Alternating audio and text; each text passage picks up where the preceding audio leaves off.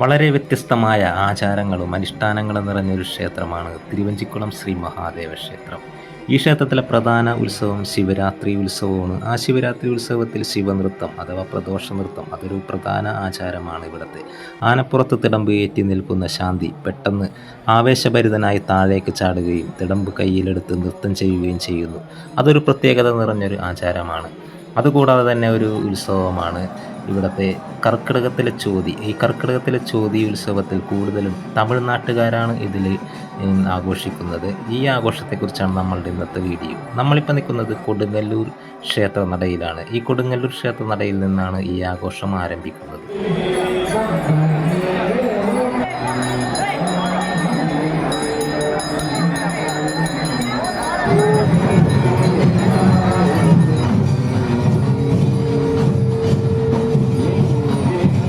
നമ്മൾ ഈ കൊടുങ്ങല്ലൂർ ക്ഷേത്രനടയിലേക്ക് വന്നിട്ട് തോന്നുന്നത് തമിഴ്നാട്ടിൽ ചെന്നൊരു പ്രതീതിയാണ്. കാരണം തമിഴ്നാട്ടുകാരാണ് ഇവിടെ കൂടുതലായിട്ടുള്ളത്, തമിഴന്മാരാണ് ഇവിടെ കൂടുതലായിട്ടുള്ളത്. മലയാളികളെ കാണുന്ന തന്നെ ഇല്ല. മലയാളികൾ അവിടെ ഇവിടെയൊക്കെ ആയിട്ട് ഒന്ന് നോക്കുന്നേ ഉള്ളൂ. അവിടെ ഇവിടെ ആയിട്ട് കാണുന്നുണ്ട് ഓരോരുത്തരെയും. അവർ കാണാൻ വേണ്ടി വന്നിരിക്കുന്നതാണ്. കാരണം മലയാളികൾ ഇത് അത്രക്കധികം ആഘോഷിക്കുന്നില്ല ഈ ചോതി ഉത്സവം. ഈ തമിഴ്നാട്ടുകാരുടെ ഒരു പ്രധാന ഉത്സവമാണ് ഈ ചോതി ഉത്സവം.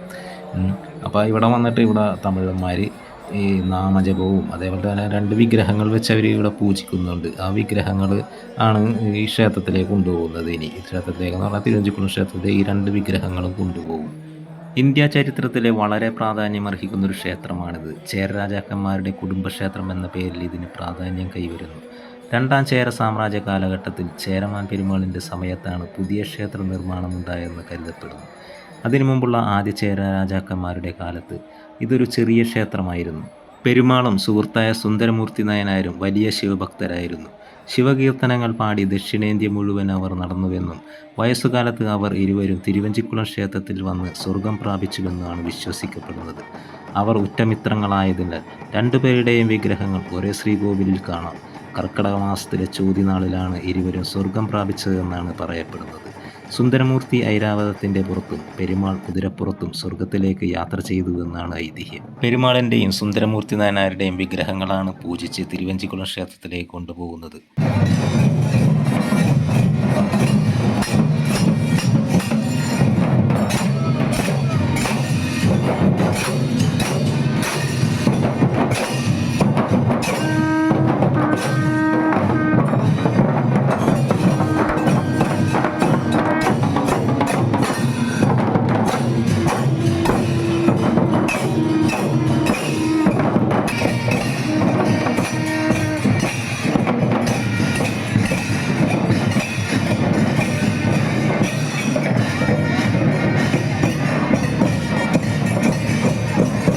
കേരളത്തിലെ പ്രധാനമായ 108 ശിവാലയ ക്ഷേത്രങ്ങളിലൊന്നാണ് തിരുവഞ്ചിക്കുളം ക്ഷേത്രം.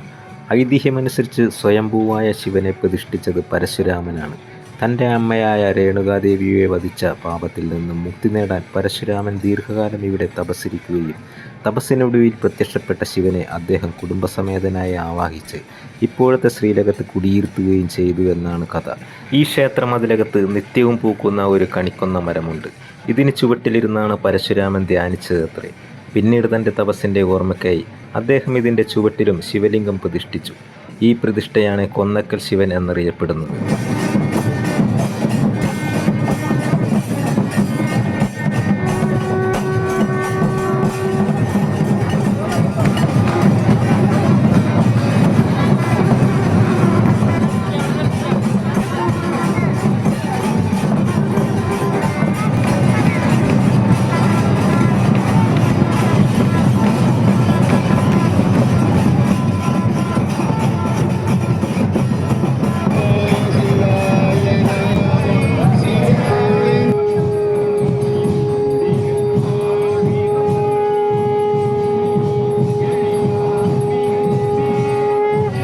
പെരുമാളും സുന്ദരമൂർത്തി നായനാരും ആലപിച്ചിരുന്ന കീർത്തനങ്ങളായിരിക്കാം ചിലപ്പോൾ ഇവർ ആലപിക്കുന്നത്.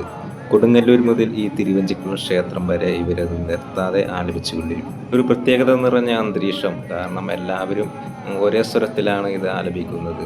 അതുകൊണ്ട് തന്നെ ഒരു പ്രത്യേക ഒരു അന്തരീക്ഷമാണ്.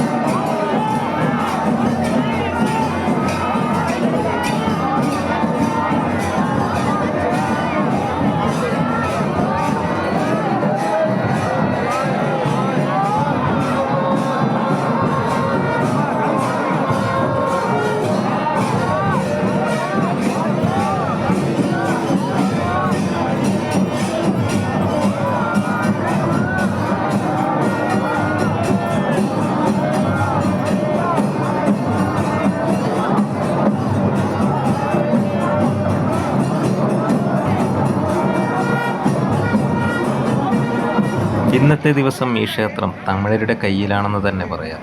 കർക്കിടകത്തിലെ ചോതിനാളിൽ തമിഴ്നാടിൻ്റെ വിവിധ ഭാഗങ്ങളിൽ നിന്നും വരുന്ന ഭക്തരാണ് ചോതി ആഘോഷിക്കുന്നത്. ചേരമാൻ പെരുമാളും സുന്ദരമൂർത്തി നായനാരും തിരുവഞ്ചിക്കുളം ക്ഷേത്രത്തിൽ വെച്ച് സ്വർഗം പ്രാപിച്ചു എന്നാണ് വിശ്വസിക്കുന്നത്.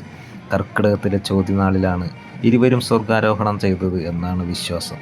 അതുകൊണ്ടാണ് ഇന്നത്തെ ദിവസം ചോതി ആഘോഷിക്കുന്നത്.